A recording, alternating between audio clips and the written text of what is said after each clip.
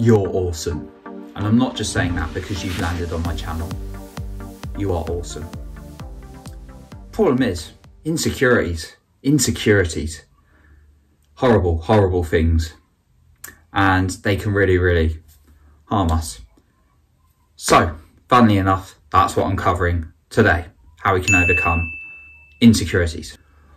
What are the insecurities we can face? Well, there could be many. There could be insecure about our body image. There could be insecure about our social events. Could be insecure in our relationships. Could be insecure about even going for a job or meeting a new bunch of people. There's many, many, many. The list is endless. But by the end of this video, I'm going to give some points in terms of how you can overcome insecurities and fears, but they're kind of aimed towards a more generic sense of being insecure and how you can be just the amazing person you are. So I used to be quite insecure actually when I was younger, and well, not even a couple of years ago, I suppose, but not even too long ago, about insecure in social situations and many, many different cases. And I was quite shy, not extremely shy, but as I went through school and social situations, I got a bit nervous. I remember actually hiding away when I had to go into new social situations out of the room because I felt like everyone would be looking at me, or people knew each other and I was new. So I'd run away from those kind of situations. And then I started to do things. And first of all, I'll start with a quote. So there's a quote in the book, The Confidence Gap by Dr. Ross Harris, which really played the change in my life, which is confidence action first, confident feeling second. In that you have to do confidence to be more confident. And that's the same with coming over insecurities or fears. And I started to notice I was doing things and then feeling better. And I was sometimes forced into doing things, obviously not like someone forcing me against my will, but I was doing things without thinking about it, and then I felt a lot more confident. And I'll give you a story to start off with. So I was quite a shy guy going into the public sector in my first job, and I was really, nervous about going in front of people in meetings and saying my name, like these senior people saying, who's this young kid in the meeting and stuff like that. Really, really got into my head, got really insecure about even saying my name. But then I had to go to a workshop and I had to give a bit of assistance with setting up the laptop and everything. And I'm not a techie, but I was a sort of project assistant then. We went to a venue. I won't say where it was. I won't say what it was, but it wasn't very good basically. And we had to do a conference to a load of social workers, and the director of the social services have to stand up in front and give a speech. Now, the venue had an issue with the projectors, so I had to go up a ladder and then hold it in place for it to project into the screen. And had loads of people, senior people and various individuals walking into the room, all these social workers coming in and looking at me in the middle of the room. And before that, I'm not going to think, oh, I'm feeling too confident. I wouldn't feel confident. I feel really insecure. But I actually had to do it. And then afterwards, I felt this, suddenly it had gone away because I'd done it. There weren't these fears. I felt really confident afterwards. I felt really calm and cool. And that's just one example. And I've had to go into many social situations and just done it. And suddenly my insecurities of how self-conscious I've done have made me feel good. Therefore, it's important to do things out of your comfort zone, but there's also working yourself every day to love yourself and accept who you are, which is going to build your self-esteem, as well as taking those actions to come out of your comfort zone. Now, the actions to come out of your comfort zone don't have to be massive bits of action, but they just have to be little bits by little bits, which I'll go into in a moment. Okay, on to the tip. The first one is affirmations. Giving yourself positive, loving affirmations such as, I'm willing to love myself, I'm willing to work on myself. If you do that every day, just a minute in front of the mirror, you might not see the results immediately, but when you stop doing it, you start to notice, certainly.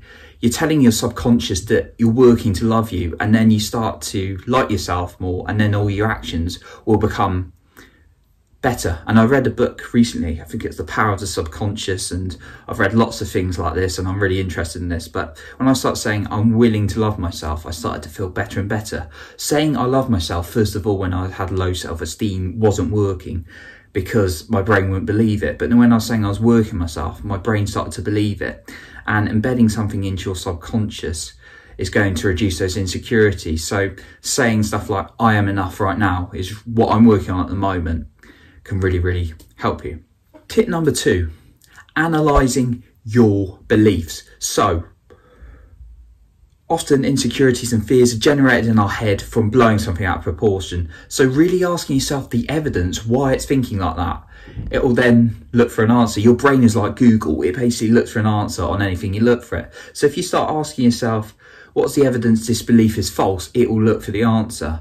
So if you're saying, it generalizes as well. Your brain tends to generalize. So if someone says something nasty to you, it might think, oh, everyone doesn't like me. When it's just one individual who might just be not a particularly nice person.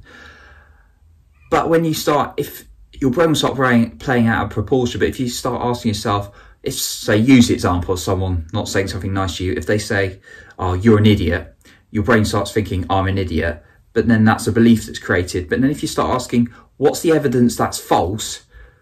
It might start answering, well, only one person said it. Lots of people complimented me on how intelligent I am, how smart I am. And then you start to understand it. So understanding those beliefs for the insecurities that you're feeling is a good way, because you can dive into actually understanding the way you're feeling, and just getting, as I say time and time again, getting a pen and paper out and journaling it out is a really effective way to do that. My next point is going out and taking action. So as I said, I was going to talk about this. Going out and actually doing things that challenge you, come out of your comfort zone. They don't have to be massive things, but just coming on the edge of your comfort zone, things that scare you a little bit. Now, I've done quite a lot on this, and I'm actually at a point now where I have to do something quite drastic when I'm out of the lockdown. And one thing I had to do to challenge myself was just go around saying hello to everyone, random strangers, not everyone, but like exaggerating there, but randomly saying to strangers, what's the time, hello, and keep eye contact and things like that. Made me feel uncomfortable, but pushing myself, insecure about what they're going to think about me. But actually doing that, your brain then starts to understand, oh, it's not so bad after all once you do it. And it's like when I was going up the ladder, when I did it, I was like, oh, I've done it. And your brain's got evidence you've done it. And when you're struggling to think of examples on your insecurities, try and think of evidence in the past where you've overcome something, and actually it's suggesting your brain was generalizing or over exaggerating a problem or an insecurity or a fear. So going back to what I was saying, my next challenge, so what I've been doing is going to lie on the ground in front of people randomly. Now the challenge is to actually do that in a cafe or a shop when we're open, we're out of this lockdown situation, which I could do now, but could be challenging with the lack of shops and the queues and everything. But lying down, what I decided to do the other day was randomly, I was out in public on the walk, so I just lay down on the pavement. People looking at me going, what the hell is he doing? And I felt really, really self-conscious. But after I did it, I think, oh, that's not too bad. And then people don't really care, to be honest. Not say they don't care, people don't care about you in general, but people are not that concerned about you doing something bizarre. They're more focused on what they're thinking than what you're doing most of the time. So doing these exercises can help. My next big challenge is actually to go out on a night out all by myself and sit in a pub on my own. And that's quite scary. So I'll be looking forward to doing that challenge. But you don't have to do things like that. Just do little things like saying hello or good morning to someone you know or don't usually talk to. Probably on Zoom right now, obviously, can just be challenging you that little bit. So what I want you to do is I want you to go away and think of one insecurity, something you're fearful, worried about in yourself. And I want you to work through how you're going to get over that. What actions are you going to take? What are the little actions you're going to take, or the habits you're going to put in place to consistently overcome that insecurity? I want you to think about that. That concludes today. So in summary, insecurities are usually formed in the head from our brain blowing things out of proportion, because our brain does that because it's a survival mechanism. So it's always looking at dangers and doesn't want us to, be unpopular with people or fall out of the crowd because it's scared and it's not trying to be happy. But you can look at evidence of actually why some of these beliefs are false and take these little actions to overcome that insecurity, because your brain will start to see evidence then that all these beliefs and insecurities are false in your head. And I'll catch you in the next video.